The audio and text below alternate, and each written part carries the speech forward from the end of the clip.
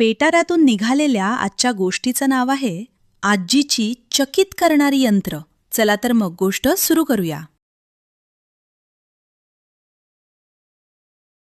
अम्माची अम्माची, आपण आज खोबऱ्याच्या वड्या करायच्या का ग? सूरजनं त्याच्या आजीला विचारलं. करूया ना ग, प्लीज. हो, करूया की, पण तू मदत करणार असशील तरच. हा, अम्माची म्हणजे त्याची आजी म्हणाली. हुर्ये! तयार आहेस ना आजी? सूरजनं ओरडून विचारलं. एकदम तयार, अम्माचीनं ओरडून सांगितलं. आपण फक्त तयार नारळच काढणार आहोत, समजलं ना?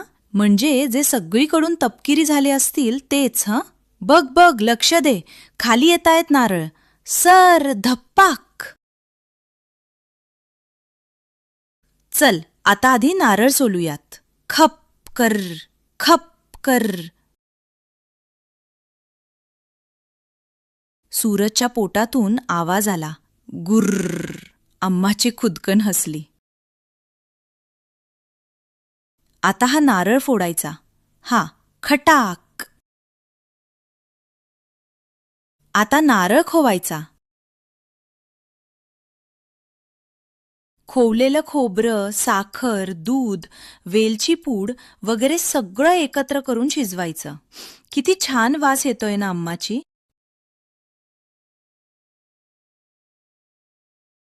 आता हे ताटात ओतायचं आणि पसरवायचं. थांब बाळा, हे जरा गार होऊ दे. आता नेटक्या छोट्या छोट्या वड्या पाडायच्या. वा वा, आपल्या खोबऱ्याच्या वड्या खाण्यासाठी तयार आहेत. तोंडाला अगदी पाणी सुटलंय. मुलांनो, तुम्हाला गोष्ट कशी वाटली? मजा आली ना? चला तर मग, अशाच मजेदार गोष्टी घेऊन पुन्हा भेटूया. तोपर्यंत नमस्कार. अशाच मजेदार गोष्टी ऐकण्यासाठी हा QR कोड स्कॅन करा